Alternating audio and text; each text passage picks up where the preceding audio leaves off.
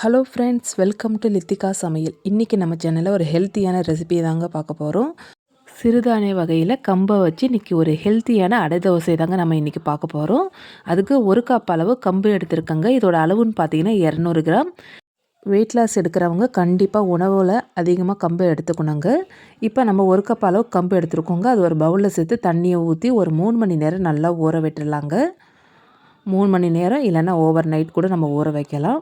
கம்பு வந்து நல்லா ஊறினா தான் நல்லா அரைப்படும். அதனால நல்லா ஊற விட்டுடலாங்க. ஒரு 3 மணி நேரம் கழித்து பார்க்குறேன், கம்பு நல்லா ஊறிடுச்சு பாருங்கள். இப்போ இந்த தண்ணியெல்லாம் நல்லா வடிகட்டிட்டு நம்ம மிக்ஸி ஜாரில் சேர்த்துக்கலாம். தண்ணியோடு சேர்த்து அரைக்கும் போது கம்பு வந்து சரியாக அரைப்படாது. அதனால் தண்ணி எல்லாத்தையும் வடிகட்டின பிறகு நம்ம மிக்ஸி ஜாரில் சேர்த்துக்கலாம். இது கூட நம்ம காரத்துக்கு 2 காஞ்ச மிளகாவை சேர்த்துக்கலாங்க. அடுத்து இது கூட 1/2 டீஸ்பூன் அளவு சீரகம் சேர்த்துக்கலாம். அடுத்து 2 துண்டு இஞ்சி எடுத்துருக்கங்க, அதையும் சேர்த்துக்கலாம்.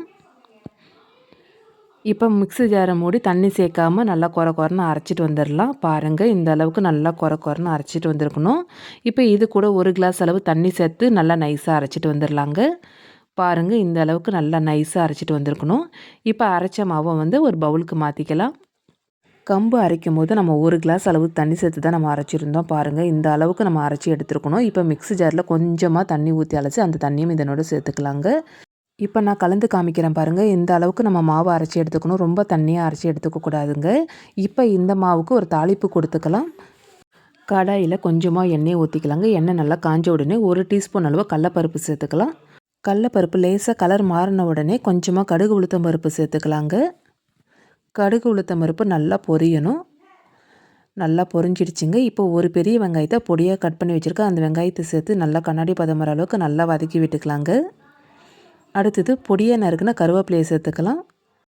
அடுத்தது இது கூட ஒரு பச்சை மிளகாவை பொடியாக கட் பண்ணி வச்சுருக்கேங்க. அதையும் சேர்த்து நல்லா வதக்கி விட்டுக்கலாங்க. குழந்தைங்க சாப்பிட்ற மாதிரியாக இருந்தால் பச்சை மிளகாவை ஸ்கிப் பண்ணிக்கோங்க.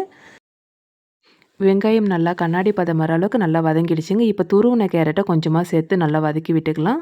துருவின கேரட் இல்லைனா பீட்ரூட் இல்லைனா முருங்கைக்கீரை எது வேணாலும் சேர்த்துக்கலாங்க. இப்போ கேரட் வந்து ரொம்ப வதங்கணும்னு அவசியம் இல்லை, லேசாக நமக்கு வதங்கினா போதும். பாருங்கள், கேரட் நல்லா சுருளாக வதங்கிடுச்சுங்க. இந்த சமயத்தில் கொஞ்சமாக தேங்காவை சேர்த்துக்கலாம். தேங்காவை வந்து துருவியும் சேர்த்துக்கலாம், இல்லைனா இதேமாரி பல்லாக கட் பண்ணியும் நம்ம சேர்த்துக்கலாங்க. அடுத்து நறுக்கின கொத்தமல்லி தழையை சேர்த்து நல்லா கலந்து விட்டுக்குங்க. அவ்வளோதான், நமக்கு தாளிப்பு ரெடி ஆகிடுச்சிங்க. இப்போ நம்ம அரைச்சி வச்ச கம்பு மாவோடு இதை சேர்த்து நல்லா கலந்து விட்டுக்குங்க. தேவையான அளவு உப்பு சேர்த்துக்கலாம். 1 டீஸ்பூன் அளவு சேர்த்துருக்குங்க. இப்போ நல்லா மிக்ஸ் பண்ணி விட்டுக்குங்க.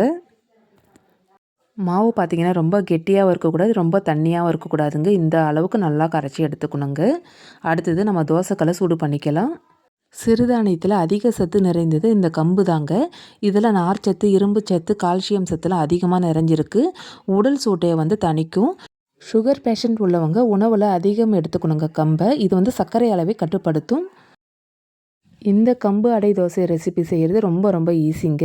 கம்பு ஊற வைக்கிற நேரம் மட்டும்தான் எடுத்துக்கும். மற்றபடி வீட்டில் இருக்கிற பொருளை வச்சு ரொம்ப சுலபமான முறையில் ஒரு ஹெல்த்தியான ரெசிபி செஞ்சுருக்கோங்க. கண்டிப்பாக செஞ்சு பார்த்துட்டு ஃபீட்பேக்கை எனக்கு கமெண்ட்டில் சொல்லுங்கள்.